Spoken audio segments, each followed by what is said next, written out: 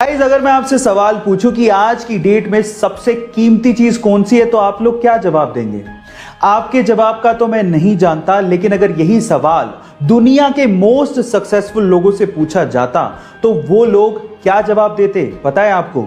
वो लोग जवाब देते समय, यानी कि टाइम। इससे जुड़ा एक फैक्ट बताता हूं। फेसबुक के ओनर मार्क जकरबर्ग पूरे ही सप्ताह एक ही कलर के कपड़े पहनते हैं। जानते हैं क्यों? ताकि उन्हें यह सोचने में अपना समय बर्बाद ना करना पड़े कि मुझे कौन से कलर के कपड़े पहनने हैं। गाइस, याद रखिएगा, समय की कीमत बेशकीमती है। बात है उस जमाने की जब अंग्रेज हिंदुस्तान पे राज किया करते थे। तब जमशेदजी टाटा मुंबई के वॉटसन होटल पहुंचे, लेकिन उन्हें होटल के अंदर जाने ही नहीं दिया गया क्योंकि वो होटल स्पेशली यूरोपियंस के लिए बनवाया गया था। यहां तक तो ठीक था, लेकिन उस होटल के गेट पे जो लिखा था उसे पढ़ के जमशेदजी टाटा जी को बहुत बुरा लगा। उस गेट पे लिखा हुआ था कि यहां कुत्तों का और इंडियंस का आना सख्त मना है। यह पढ़ के किसी को भी बुरा लगता, लेकिन जमशेदजी टाटा जी ने इस बात को दिल पे लगा लिया और उन्होंने उस दिन कसम खाई कि वो मुंबई में हिंदुस्तान का सबसे खूबसूरत होटल बनवाएंगे। और 16 दिसंबर 1903 को उन्होंने ताजमहल पैलेस, जिसे ताज होटल भी कहते हैं, उसको बनवाया और उसके बाद ताज होटल्स की नींव रखी। गाइस, क्या ये फैक्ट इसके पहले तक आपको पता था? और अगर नहीं पता था तो चैट सेक्शन में जरूर लिखिएगा। जब कोई टीम पहले ही टेस्ट में मात्र 36 रन पे पूरी की पूरी ऑल आउट हो जाए तो उस टीम से तो आप क्या ही उम्मीद रखोगे। लेकिन चैंपियंस जानते हैं कि जहां पर लोगों की उम्मीदें खत्म होने लगे वहीं से ही बाउंस बैक करना होता है, क्योंकि गिर के उठने वाले को ही मुकद्दर का सिकंदर कहते हैं। और कुछ ऐसा ही किया टीम इंडिया ने दूसरे टेस्ट मैच में, जहां एक और विराट कोहली, रोहित शर्मा और ईशांत शर्मा जैसे खिलाड़ी खेल ही नहीं रहे थे, वहीं सबको लगने लगा था कि अब तो गई भैंस पानी में। लेकिन तभी अजिंक्य रहाणे की कप्तानी और उनकी शतकीय पारी, रविंद्र जडेजा के ऑलराउंड प्रदर्शन और बुमराह की गेंदबाजी ने कमाल ढा दिया और सेकंड टेस्ट में इंडिया ने ऑस्ट्रेलिया को उसी की जमीन पे धूल चटा दी। गाइस, इंडिया की इस गजब की जीत के बारे में आपका क्या ख्याल है? चैट सेक्शन में जरूर लिखिएगा।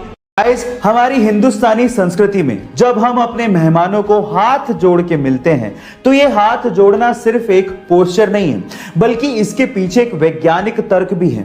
वो वैज्ञानिक तर्क क्या है मैं आपको बताता हूं। एक्चुअली जब भी हम लोग हाथ जोड़ते हैं तो हमारी उंगलियों के शीर्ष एक दूसरे के संपर्क में आते हैं, जिसकी वजह से इनके ऊपर दबाव पड़ता है और एक्यूप्रेशर का असर सीधे हमारी कानों पर, हमारे दिमाग पर और हमारी आंखों पर पड़ता है, जिसकी वजह से हम अपने मेहमान को लंबे समय तक याद रख पाते हैं।